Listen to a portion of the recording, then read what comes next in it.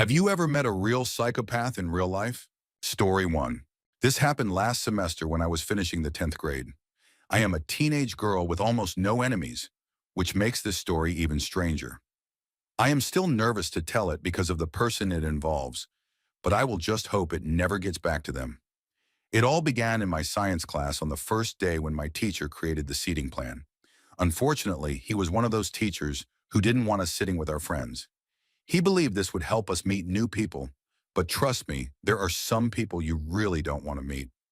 I was seated next to a boy I had never seen before named Al. Right away, I got an odd feeling from him, so I tried to focus on my worksheet to avoid conversation. It may sound rude, but in that quiet classroom, it was not unusual to skip introductions. He seemed to have no social skills, appeared awkward, and did not seem to take care of himself. Even though I sat at least a foot away, I could smell his very bad breath. Apparently, many others avoided introducing themselves too, and the whole room filled with silence until my teacher stood up and told us to shake hands with our partners. Great. Now I had to talk to him. We shook hands and his hand was extremely sweaty, lingering far too long. I hoped the conversation would end there, but of course it didn't. After a moment of silence, I noticed him staring directly at me. When I looked back, he asked awkwardly what kind of music I liked. I answered, returned the question politely, and then he said in the most monotone voice, "I really love Nicki Minaj. She is the most beautiful woman ever." At first I laughed, thinking he was joking, but he was serious. He admitted later that he didn't even like her music much. He just liked her appearance. This wasn't the creepiest part, but it adds context. He then talked about his classes, focusing on Spanish. When I asked why, he stared straight at me and said, "Ms. Johnson is the hottest teacher I have ever seen. I love her so much." I awkwardly replied that I had heard she was nice, but then he leaned in and said in the strangest tone, "Yeah, and she's thick. I like them thick." I tried to brush it off with a safe comment, but unexpectedly he exploded with anger about another teacher, Mr. Jones, calling him terrible. Mr. Jones was actually well-liked, but Al seemed to have hated him after taking his English class. I played along, pretending to agree, because I was intimidated and didn't want to cause a scene. From then on, he talked to me almost constantly. I gave short answers, hoping he would stop, but he never did. He told me personal, inappropriate details about his life, even showing me pictures of a foot fungus. I was disgusted, but too afraid to object. Then one day he said with a blank stare, "I planned on killing Mr. Jones. I wanted him dead. The only thing that stopped me was the law, but maybe someday I will find a way around it." I was horrified but stayed calm and said he wouldn't want to risk jail. I considered telling a teacher or counselor, but I feared he would know it was me and come after me instead. My friends told me he wasn't joking and that I should report it if he threatened again. Things only got worse. He asked me random disturbing questions, including what my stage name would be if I were a dancer, and spoke often about revenge. During labs, he yelled at me for turning on the gas and called me stupid. During a lesson on cows and the carbon cycle, when the teacher made a light-hearted joke, Al loudly blurted, "I inhale deeply and say, mmm," leaving the whole class laughing except him and me. He then spent the next hour telling me about his disturbing obsession with disgusting things, even boasting that he sometimes purposely touched other people's belongings afterward. I tried to hide my discomfort, but when I sarcastically said cool, he blew up at me in front of the class. I quickly apologized to calm him down. Another time he walked in late and furious, telling me, "I hate everybody in this school. I wish I could come in with a gun and just shoot everyone, and then myself afterwards." I was terrified but didn't dare tell anyone beyond a few close friends. Every day I worried he might pull something out of his oversized bag. Fortunately, the semester ended without tragedy, though he harassed and scared many. There were incidents with the Spanish teacher, where he was eventually blocked from her class, and with the class peer tutor, whom he first threatened violently and then later made inappropriate comments to. He even told me he liked messing with him and planned something bizarre. Honestly, he is the creepiest person I have ever met. Story 2. This happened in October 2019. I just came across the photos on my phone, but I am unsure if I should upload them. It was a weekend, and I thought it would be a good idea to go out of town for the day and introduce my girlfriend to my mom for the first time. My mom lives out on the plains on 40 acres. The house and land sit a quarter-mile off the road, down a driveway that runs between two neighbors' fields. We arrived around noon, and my brother and his wife happened to be visiting that day as well.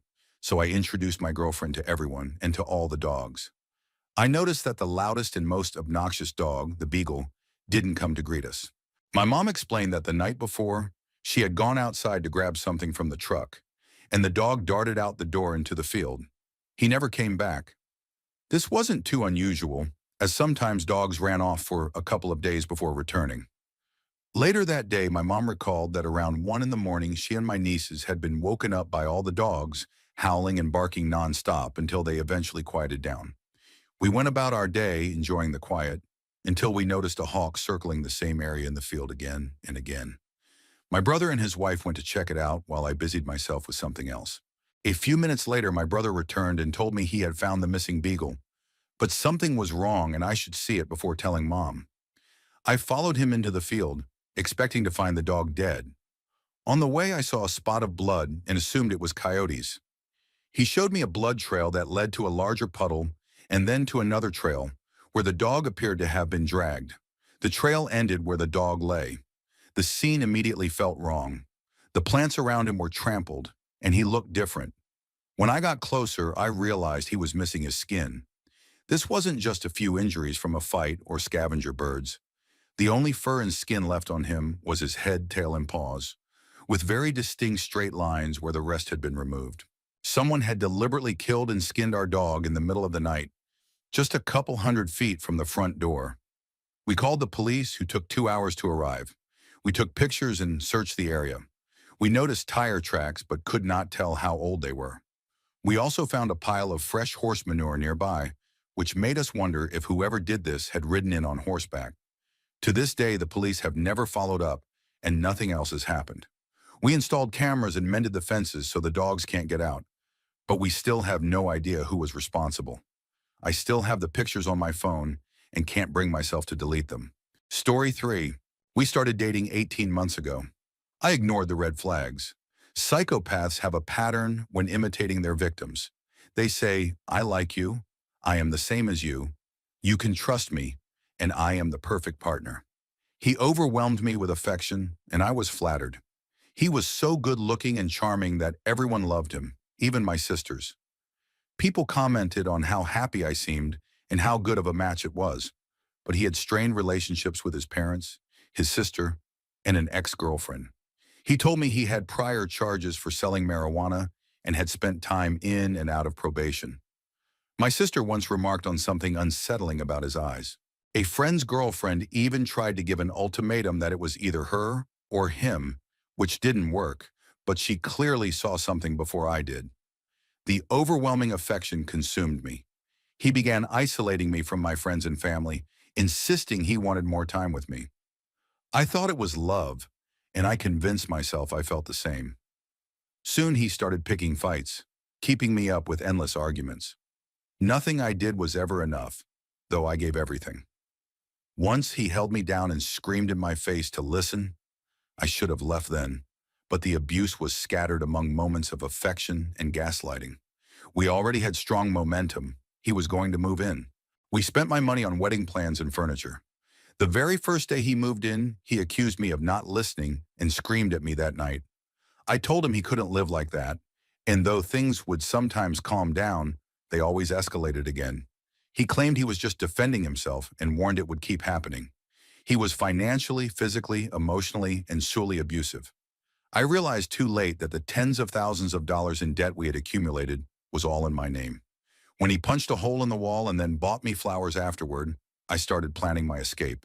I had to prepare documents, get my job in order, and secure other things before I could leave. It took 6 months. In that time, he worsened, and I became like a walking zombie. Once, he screamed at me through an entire freeway drive, blasting the music at full volume, then stopped and told me to get out. Another time, he chased me through a mall, yelling my name. He kept me from leaving my own home multiple times. Toward the end, he called me degrading names and laughed while I cried on the floor. I had never seen anyone act with such cruelty. When he finally moved out, I realized the truth. He was estranged from his family, not because of them, but because of him. He had been incarcerated because of his own actions. I began to see signs of antisocial personality disorder, but he was still so charming, good-looking, and manipulative that nobody outside the relationship knew what he really was. I read Robert Hare, Women Who Love Psychopaths, Whole Again, and other books. I stopped drinking since he left. I even found a $250 an hour therapist.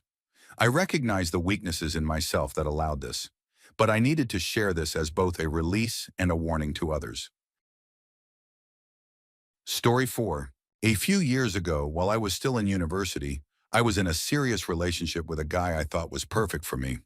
My parents liked him, he got along with all my friends, and I genuinely felt like the luckiest girl alive. He was on an exchange semester in my city, and about 5 to 6 months into the relationship, he suggested transferring to my university. I thought that was wonderful and even helped him with his application. A few months later, he extended his exchange semester, and by then we were closer than ever, even living together. One day while I was at my summer internship, he forwarded me an email saying he had been accepted into my university. I was overjoyed, and my friends were thrilled too. It felt like a fairy tale. We started looking for apartments and making arrangements for his move. A few weeks before classes began, he flew back home to visit his parents, and I did the same, planning to return together in 2 weeks. When I came back, he didn't. He told me his father was really sick and he needed to stay a bit longer. I didn't question it, but a few weeks later he said the university had emailed him, telling him he had to start next semester since he had missed the first few weeks. It seemed strange, but he forwarded the email, so I had no reason to doubt him. Even though he wasn't attending classes, he visited me every month, and things felt normal. Then the next semester began. He missed the first week again, claiming he was very sick but would fly in the following week. He sent me his flight tickets, his lease contract, and his student visa documents. I had no reason to think they were fake. When he finally sent me photos of himself boarding a flight, I was so excited that I went to wait for him outside his apartment once the plane landed. But hours passed, and he never showed up. When I asked where he was, he said the airport wouldn't let him leave because his visa had expired and he had to fly back home. My roommate went to the university office to find out what happened, but they said there were no records of him ever being a student there. When I confronted him, he insisted the university had lost his record and told me to wait because his father would come to sort it out. I was confused, but when I checked with his apartment office, I found he had actually paid a $6,000 deposit. That made me believe him. After all, why would anyone throw away that kind of money? Then one day, while looking at his acceptance letter, I noticed his student number looked familiar. I compared it to my own acceptance letter and realized it was identical. That's when it hit me. He had forged all the documents and tricked me and my friends into believing he was enrolled. When I confronted him again, he said he did it all for me and that he would find a way to stay with me. Till this day, I struggle to trust anything a guy says. And if you're reading this, let's please never meet again. Story 5. I apologize for the length, but this is 100% my story and experience. Years ago, I worked at a local casino. Many customers were a little odd, but one man in particular seemed friendly enough after flirting with me, so I agreed to go on a date with him that upcoming weekend. We met on a Saturday at his friend's house for a casual barbecue. Everyone seemed nice. The food was good, but I noticed my date downing an excessive number of Jell-O shots. Later, we all agreed to go to a local bar. My first red flag should have been when he tried to force a kiss on me and shoved his tongue into my mouth. I blamed it on the alcohol at the time, being young and insecure, and brushed it off. At the bar, things were fine until they invited me to another party happening in a few days. I already had other plans, so I politely declined. His mood changed instantly. He became hostile and angry, yelling that I was unfaithful and accusing me of wanting to meet other guys. I was shocked and confused. He continued shouting obscenities, becoming increasingly aggressive. I decided to leave, but he followed me outside to the parking lot, still yelling. As I tried to get into my car, he suddenly grabbed me by the shoulders, shoved me against the side of my car, and put a hand around my neck while screaming more insults. He was trying to choke me. I screamed that he was hurting me and threatened to call the police if he didn't stop. To my surprise, he let go. I jumped in my car and sped off, terrified. The next day at work, I immediately went to the casino's security office, which was run by state troopers, and reported the assault.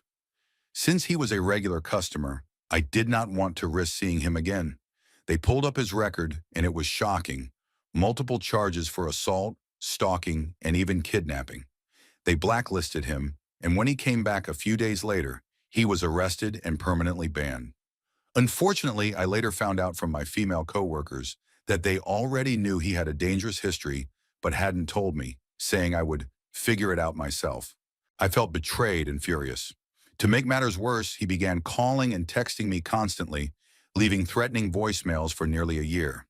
Then, less than 2 weeks later, another coworker was kidnapped by a different casino regular. He had groomed her for 2 whole years before holding her captive in his basement for 3 days. Thankfully, she was rescued and recovered. As soon as I heard what happened, I quit immediately and walked out. I have never gone back and will never set foot in another casino again.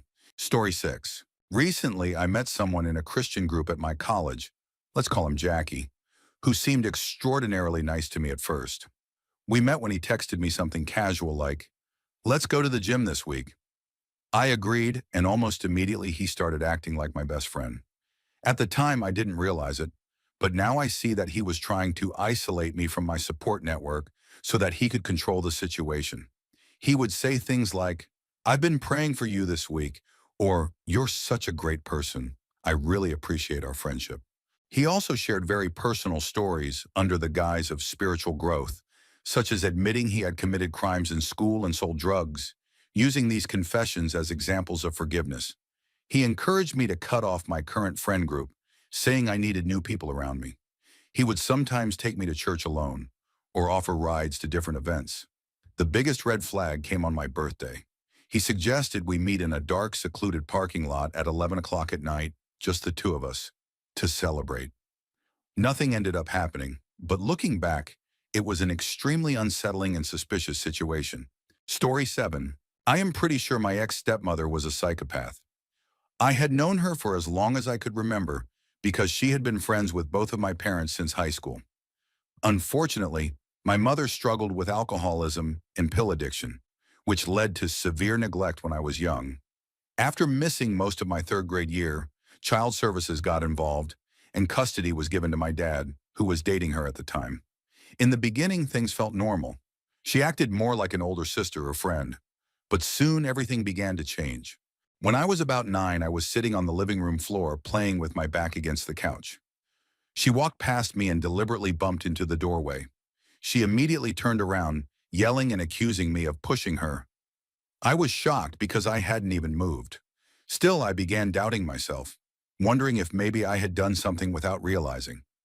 She was an adult, and I was just a child, so I thought she must know better.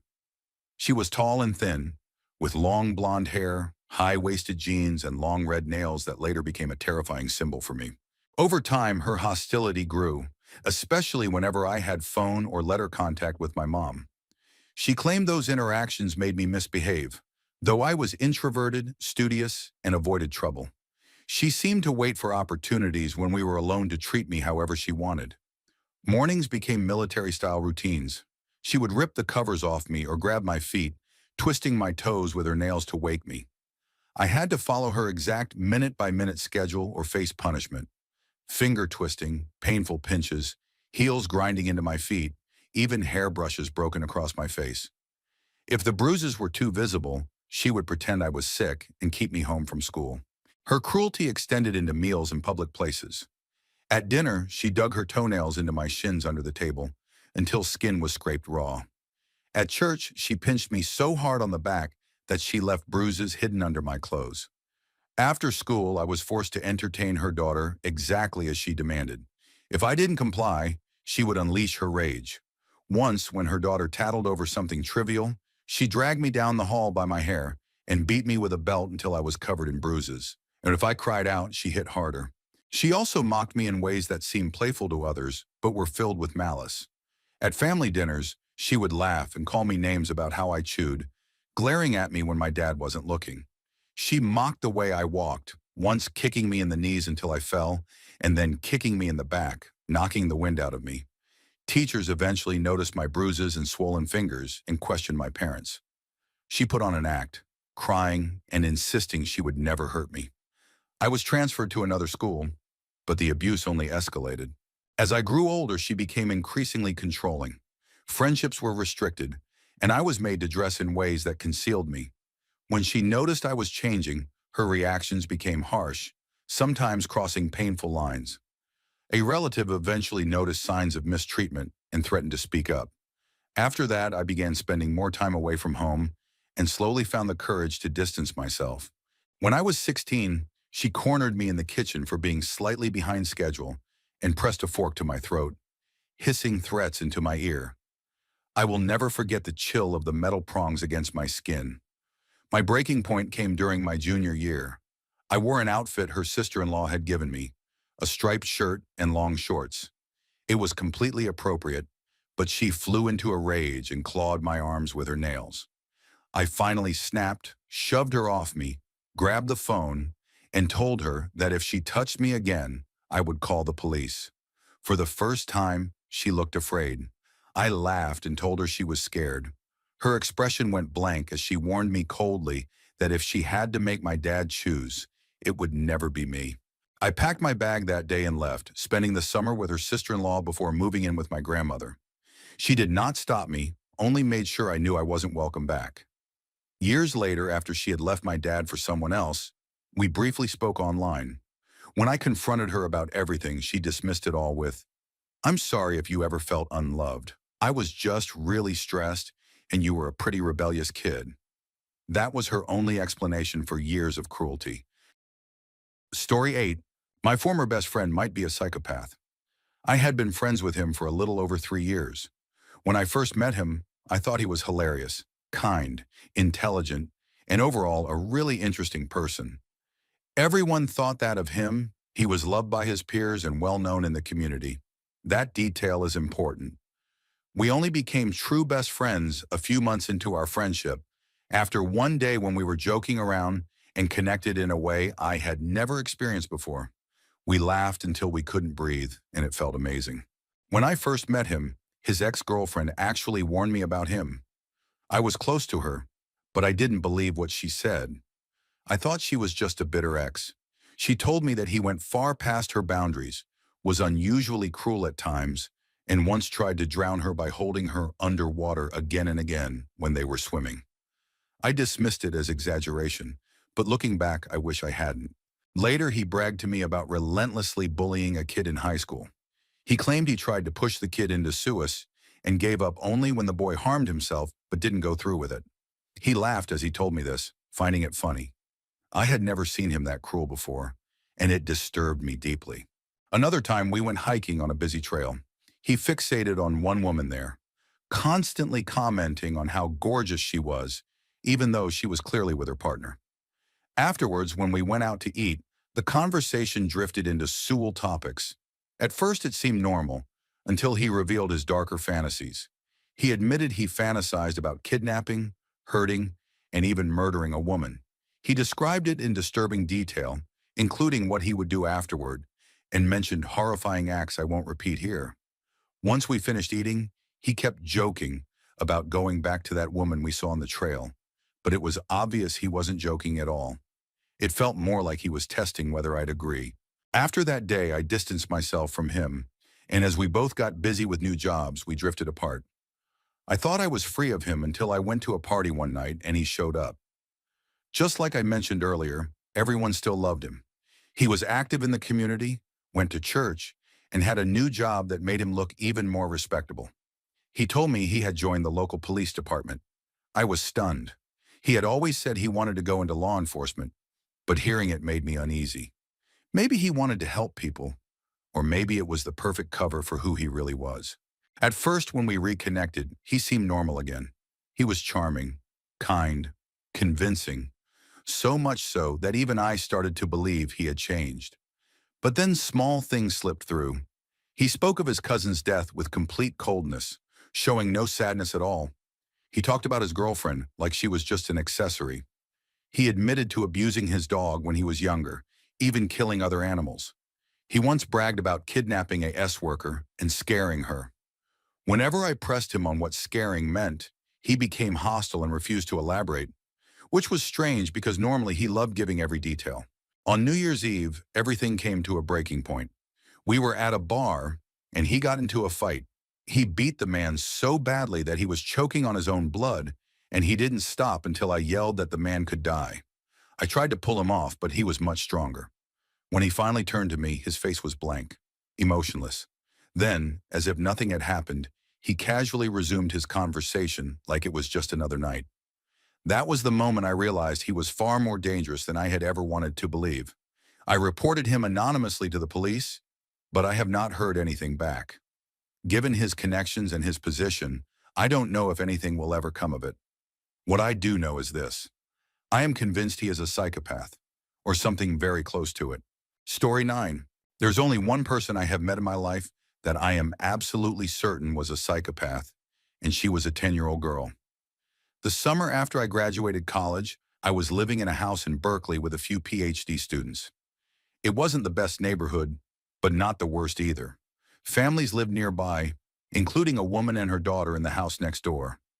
The house looked normal enough, but every so often police cars or ambulances would show up. We didn't question it much since police presence wasn't unusual in the area, and we only ever saw the girl and her mom, so nothing seemed overly alarming. One afternoon, after my roommates and I had just finished smoking in the backyard, there was a knock at the door. When I opened it, the mother from next door stood there, visibly shaking. She said, "I really don't want to have to call the police, but I don't know what to do. I just need another adult to be there." My roommate Sean and I immediately agreed to go with her, even though we were stunned that she was desperate enough to ask for our help. When we reached her house, she explained that her daughter had issues and was currently standing on the roof, threatening to drop her mom's work computer or jump herself. Sure enough, we looked up and saw the girl dangling a MacBook over the side, chanting in a disturbing sing-song voice, "Look, Mommy, no hands! No hands, Mommy!" It was chilling, like something straight out of a horror movie. She wasn't distressed. She was enjoying tormenting her mother. The mom explained her daughter had been in therapy and under psychiatric care, but nothing seemed to help. Police had been called before, but she didn't want to put her child through being restrained and hospitalized again. Exhausted and terrified, she turned to us for help. I tried talking to the girl, making up a story about how I used to climb roofs, then got into rock climbing, and how dangerous she was being. I told her I could even show her our pet geckos that climb walls if she came down safely. At first she ignored me, still taunting her mother, but eventually she seemed bored with the game and climbed back inside through the window. Moments later, she ran down the stairs, stood before us, and in the same unnerving sing-song voice said, "I dropped your computer on the roof and now it's broken. I'm sorry, Mommy. Do you forgive me?" It was chillingly fake. No real remorse, just manipulation. The mother was shaken to the core, so I offered to retrieve the laptop from the roof. She agreed, and while I climbed out to get it, the girl glared at me, repeatedly ordering me to leave her house. I ignored her and brought the laptop back, which surprisingly wasn't damaged. The mom explained the whole episode had started because she had changed her laptop password after her daughter stole her credit card and ordered over $2,000 worth of items online. This girl was only 10 years old. Things had escalated so badly that the girl's younger sibling was moved to live with their father in another apartment because they feared for his safety. The mom, crying, told me they had tried everything but were at their wits' end. I gave her my phone number in case she needed help again. Sean and I left, shaken by the entire experience. She never reached out, and we moved out a few months later. That 10-year-old girl remains the only person I have met in my life who I am convinced had no empathy whatsoever, and it was terrifying. Story 10. I hooked up with someone who turned out to be a psychopath. I had this casual friend with benefits I would see from time to time. His mental health had been declining lately, but he had never been bad with me before. Our previous encounters were completely normal. Then the other night, I went over to his place. At first, he started giving me a massage. But as he did, he kept wrapping his hands around my neck, squeezing tighter and tighter each time. I moved his hands away, starting to feel freaked out. But he did it again and again until I finally pushed his whole body away and told him to chill. We had never agreed to anything rough, so this came completely out of nowhere. Later, while watching a movie, things got heated again, but this time he tried to forcefully take off my top. I had to fight him off several times, holding it down until I eventually yelled at him to stop. Throughout the night, he kept trying to force kisses, grab me without my consent, and claimed I was his. I had known him for a while and thought he was respectable, but clearly I was wrong. The last straw was when he pinned me down, forced his tongue in my mouth, and again tried to choke me. That was when I panicked, shoved him off, and told him I was leaving. I reminded him I had a gun with me, and only then did he finally back off, actually kicking me out of his house. The next day, when I confronted him over text, he claimed he didn't remember any of it. He hadn't been drinking or using drugs, so I have no idea what caused him to act that way. What scares me most is the thought of what he might do to the next woman he meets. Story 11. I found my dad's old note, and now I think he might be a psychopath. I am 23 years old, living with my mom, who is 48, and my dad, who is 59.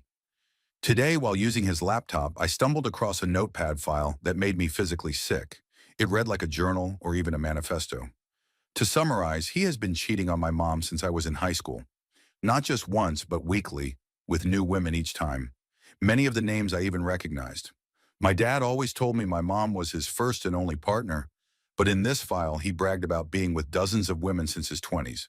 That alone was painful enough to read, but it got worse. He described enjoying hurting women emotionally, saying he did it just to watch their reactions. He was proud of it. Reading those words made me feel like my entire life had been a lie. I don't know if I should tell my mom or pretend I never saw it. There was much more written, things too explicit and personal to share here. But some of it truly frightened me. I feel sick, betrayed, and uncertain about what to do next. Story 12. My dad might be a psychopath. I am 18 years old in my first year of college and created this account just to get this off my chest since I have no one in my life I feel I can tell. On the surface, my dad looks like a loving, hardworking man. He works long 12-hour shifts with constant overtime, provides for us, and to the outside world he is funny, friendly, and well-liked. But at home, it is a very different story. Growing up, my dad was strict. Bedtimes, homework, no socializing beyond school. But he wasn't just strict, he had bizarre rules. For example, even now that I am legally an adult, if I don't walk all the way to the basement where he stays to offer him a bite of whatever I'm eating, I face consequences. When I was a child, punishments were constant. Beatings, electronics taken away, and emotional pressure. Once when I was 10 and my brother was 8, he accused us of ditching him because we put our swimming bags in a different locker than his. He forced us to explain ourselves and hit our hands with a wooden spoon until we cried. He convinced himself that 2 children were rejecting him. That fear he instilled in me never left. Anytime he raised his voice, I would instantly go timid, apologetic, and tearful. My brother sometimes pushed back against him and always lost, usually punished harshly. I never had the courage to side with my brother or even my mom during arguments, even when I knew they were right, because I feared my dad's anger. He has strained relationships with nearly everyone, my grandparents, his sister, even my mom. And yet, he places immense weight on his relationship with me and my brother, constantly saying he feels like we don't care about him enough. That fear of losing us seems to drive his control, but it also makes him explosive. The events of last night finally broke me. After a long day of classes and work, I accidentally left the basement door open. Minutes later, he texted me in all caps, "Shut the goddamn door, now!" My heart raced as I rushed to close it, only to find him waiting at the bottom of the stairs, glaring. I apologized, he muttered. "You better be," and I thought that was the end of it. Hours later, just before midnight, as I went to bed, he stopped me and accused me of having no manners because if my mom hadn't been talking to him, he would have already gone to sleep and I would have missed saying goodnight to him. I explained that with school and work, I was busy and exhausted, but he refused to accept it. He told me I don't spend time with him, that I use him, and that my actions are damaging our relationship. He locked my bank card, he controls all of my money, and threatened that when it came time to buy a new house, I would be excluded if I didn't care more about him. I sat there for 20 minutes, torn between finally speaking up or swallowing my feelings like I always do. In the end, I apologized, promised to try harder, and he told me, that isn't good enough. He said I had wasted his time by staying up later just to hear that. I went to my room and cried like I always did as a child. I am drowning in stress from school already, struggling in biology, working part-time, and trying to hold everything together, and his behavior is crushing me further. He once took away my phone for an entire year because I didn't get straight A's. He constantly piles demands on me until I collapse under the weight. Reading this back, I realize how damaging it all is. My dad has even threatened to beat the shot out of me and my brother, and once told my brother he would leave him on the street. He is terrified of losing us, yet treats us in ways that push us away. I don't even know if he cares, or if control is all that matters to him. I don't know how to stand up to him, and I fear that the confrontation isn't over. All I know is that I feel trapped, and I am unsure how much longer I can carry this without breaking. Story 13. I am a psychopath, and I just became a father.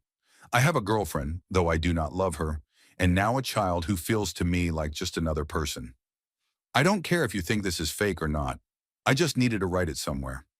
People will probably ask why I even have a girlfriend if I don't love her. The truth is, she loves me. I don't feel emotions the way she does, but I learned what happiness, sadness, and anger look like from my family. They raised me to understand emotions even if I don't feel them myself, so I know how to act as though I care.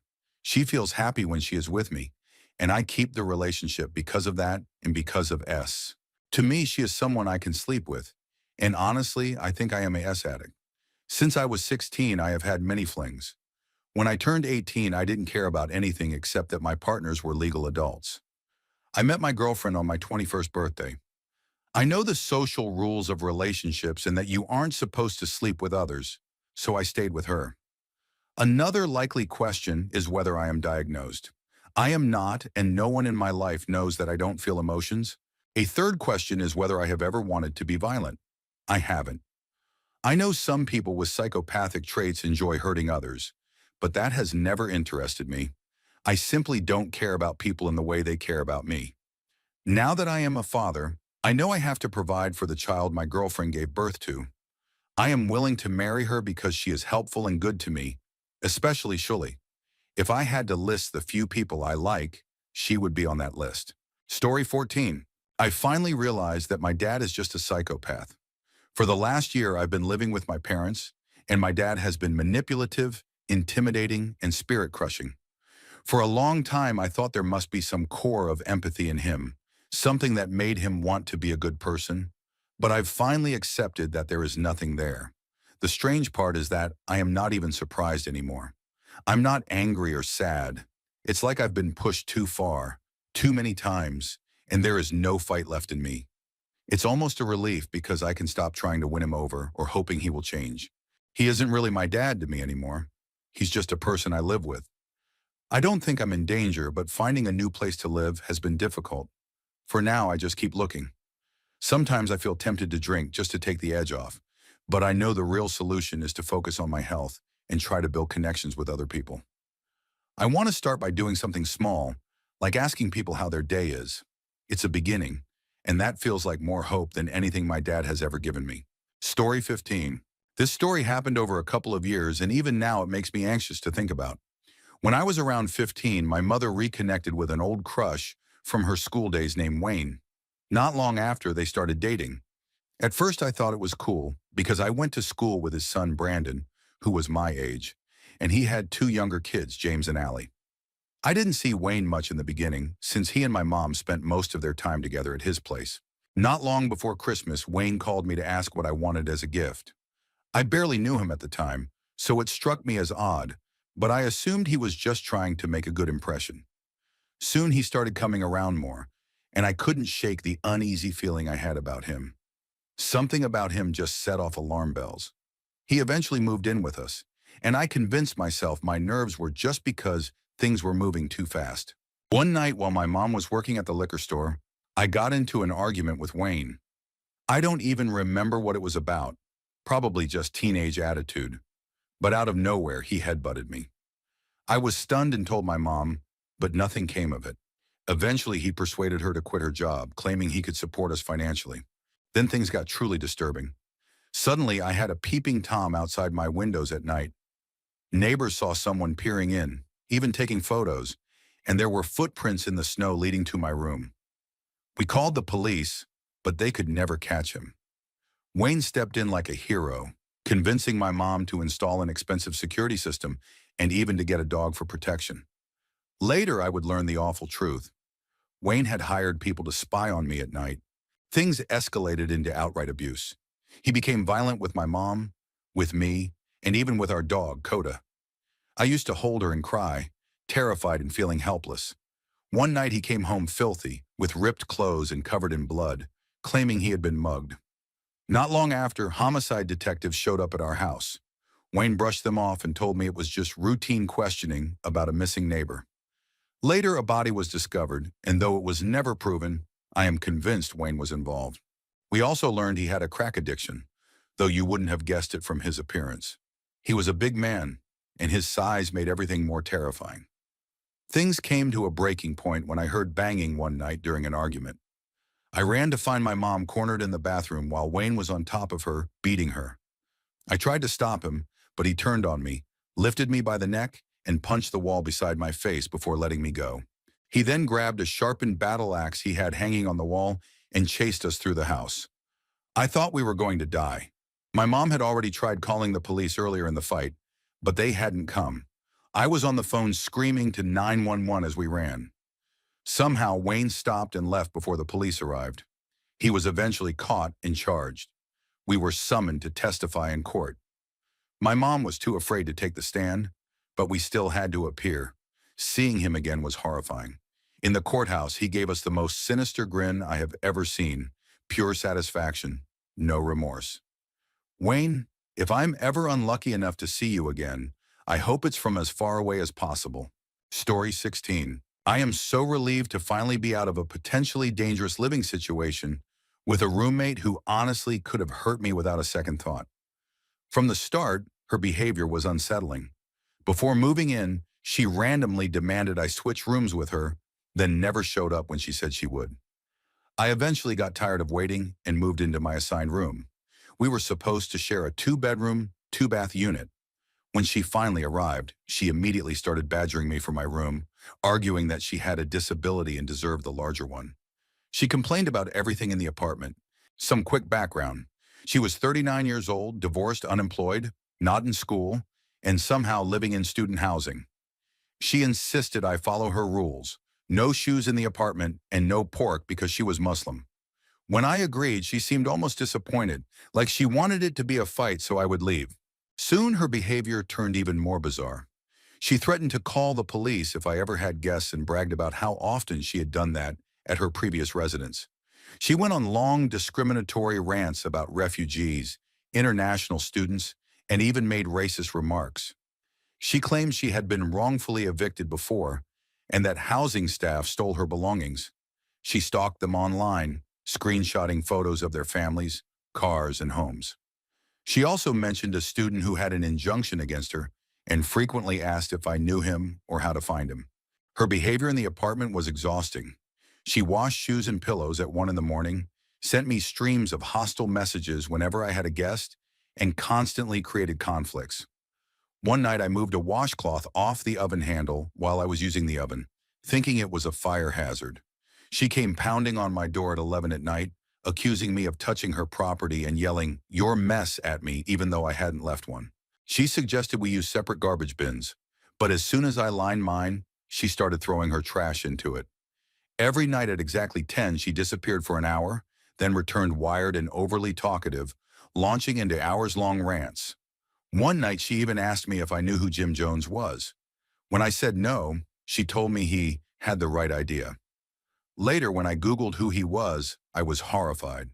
Around the same time, I noticed all my groceries had been tampered with. She had opened every bottle and condiment. I threw them all away.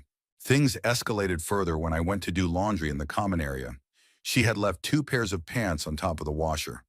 I folded them neatly and set them on the dryer so I could start my load.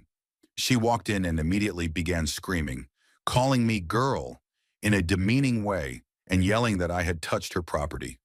When I suggested running a cycle while she was gone buying soap, She screamed louder and actually called 911. The police showed up, and she tried to claim I had hit her. After questioning, she admitted I hadn't touched her, but said she didn't like my tone. She then turned on the officers, shouting at them until one told her to shut up. Through her late-night rants, I learned more of her disturbing history. She had been evicted 3 times, even from her own house after a foreclosure. She was already being sued by a housing company for her last eviction, but had filed for bankruptcy to avoid it. She had tried to appeal, but a judge denied it. At one point, police had raided her previous apartment and confiscated her weapons because she had threatened staff. I am beyond grateful that management finally switched me to a new unit, even though student housing was packed at the start of the semester. I still cannot understand why she wasn't evicted, given the mountain of evidence. Police reports, threats, multiple evictions, stalking. All I know is that I am lucky to be out. She was truly dangerous. Story 17. Everyone has had a bad friend or two. I had an epically bad friend. If it hadn't happened to me, I would never have believed that this strange mental disorder was real or that people could behave this way outside of movies. I grew up in northern Indiana. I went to a large high school in the mid-1990s, and during my senior year, I met another student named Hannah who had recently transferred from a Catholic high school in the area. That was unusual, to transition so late from private to public school.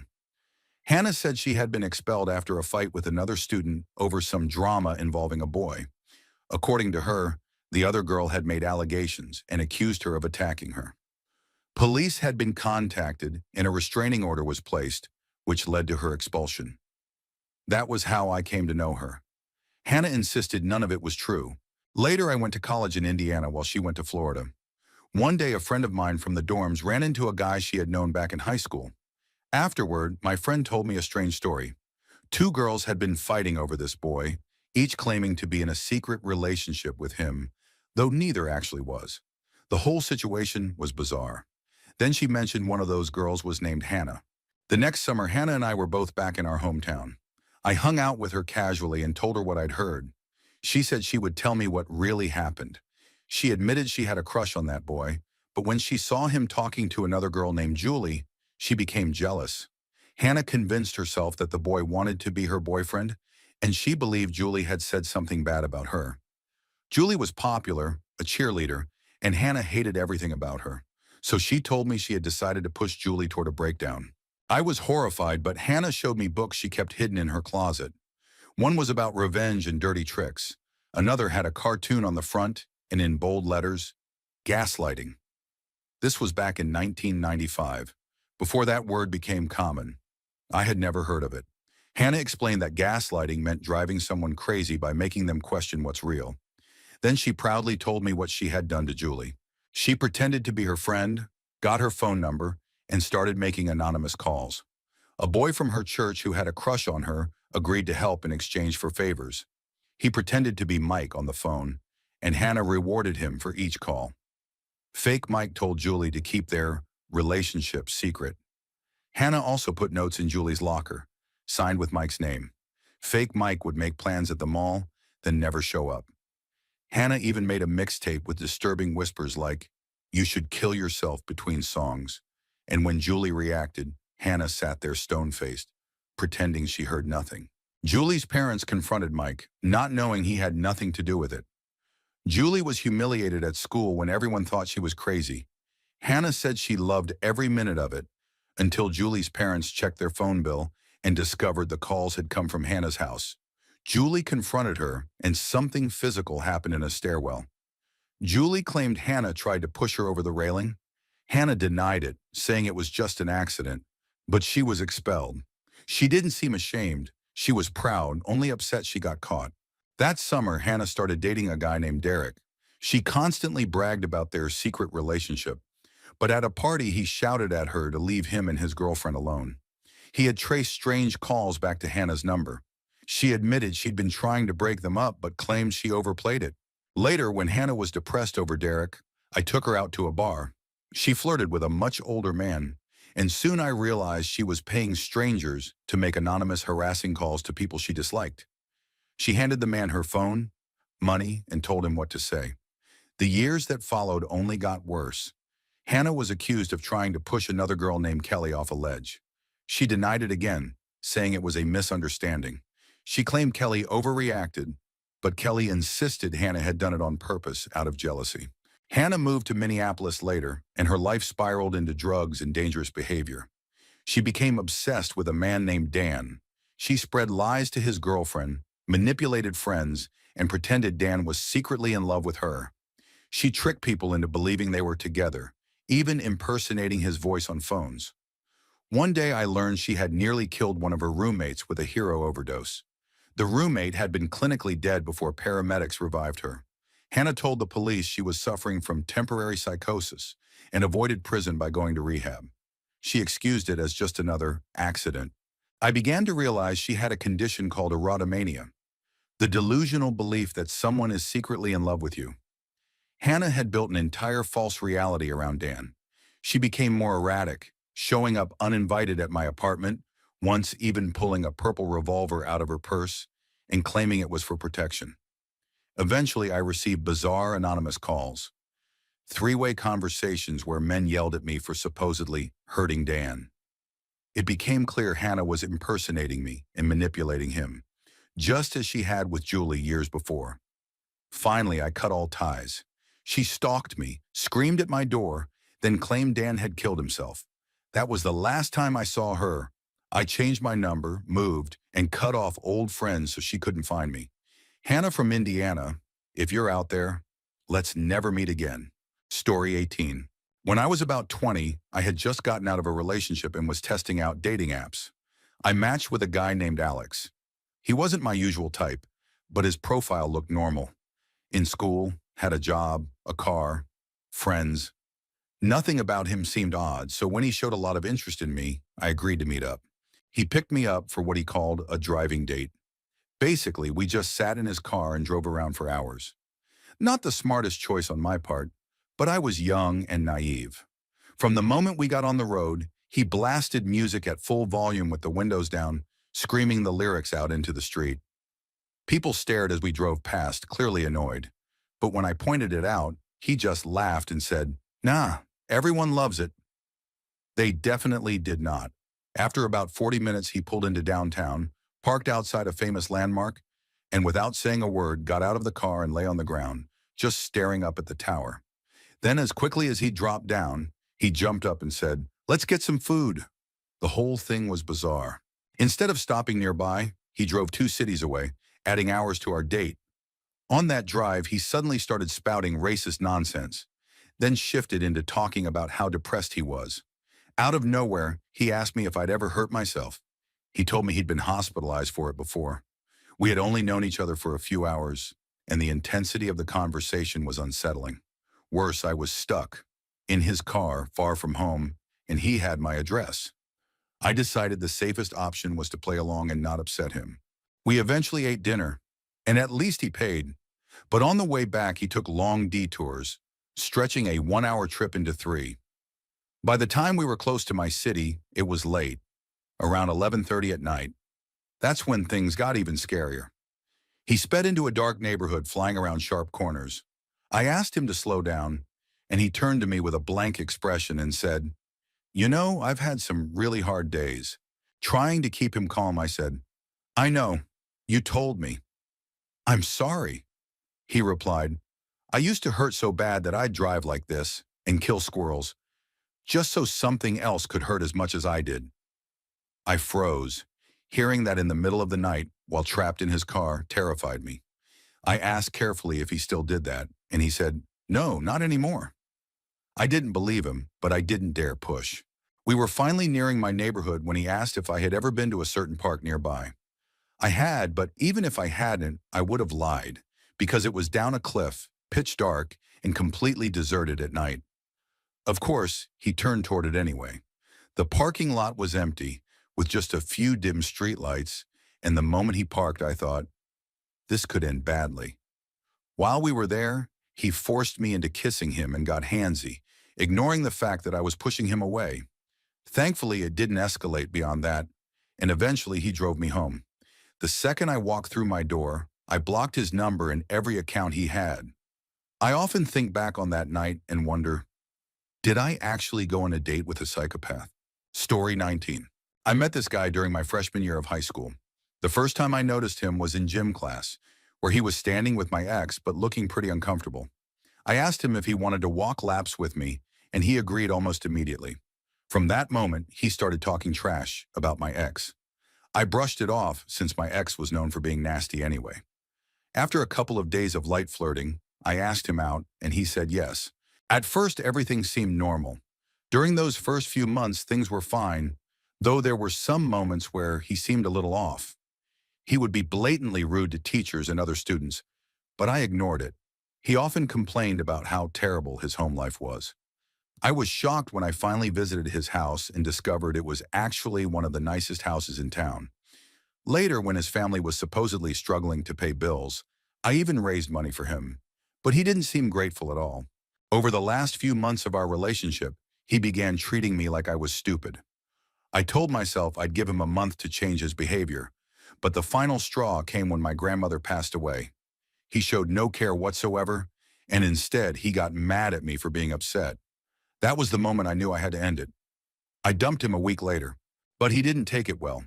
He came to my house unannounced, demanding a hoodie he had left there. I explained that I didn't know where it was because my mom had been stress cleaning after my grandma's death. My dad told him the same thing, but he was furious. He yelled that it was my fault for not responding to his texts. Then he began spreading rumors that I had cheated on him, that I had treated him badly, and even went as far as body shaming me in front of others. It was only later that I remembered something he had once mentioned about our very first encounter. I hadn't thought much of it at the time, but he claimed he had planned our meeting months in advance. He admitted he had spent an entire summer shaping a personality he thought I would like, learning about my interests through mutual friends, and then molding himself to match what I wanted. The real nail in the coffin was when he told one of my friends, point blank, that he didn't feel empathy for anyone. I dated him for 7 months. I stayed at his house. I even slept in the same room as him. And only afterward did I realize I had been with someone who might not have felt anything for me or for anyone else. Story 20. I am a 29-year-old man, and I am divorcing my 28-year-old wife. About a month ago, I officially served her with divorce papers, and ever since then she has been spiraling out of control. In the process, I have uncovered countless manipulative actions she carried out during our entire relationship. 8 years ago, when I first tried to break up with her, she lied and told me she was pregnant. The very next day, we got married because of that lie. Later, she faked a miscarriage to keep me from realizing the truth. This has been the most emotionally devastating revelation of my life. For years, I mourned the death of a son who apparently never even existed. I grieved every year, commemorating a child who was never real. She used this false grief and supposed depression as a weapon to stop me from leaving her. A few years later, when I tried once again to divorce her, she lied about another pregnancy. That time, she went as far as getting pregnant with me afterwards to reinforce her story. Her reason for all of this manipulation? She said she knew I was gay, but claimed it was her Christian duty to keep me in a straight marriage, no matter what it took. After our second child was born, I quietly had a vasectomy and never told anyone. Now she is claiming that I somehow got her pregnant again and is even accusing me of assault during this so-called pregnancy. The truth is, we have not been intimate in years. Based on strange mail I received and information from one of her friends, I suspect she may have tried to use sperm samples I had frozen in the past. I don't even know if that is legally or medically possible for her to do without my consent, and I have no idea whether this new child will somehow be considered mine. I feel completely lost about how this situation could impact custody, child support, and the divorce proceedings. To make things even worse, I cannot understand how she even discovered my vasectomy or how she might have gained access to any of my personal medical information. Her obsession with controlling me feels endless, and yet none of this is stopping the divorce itself.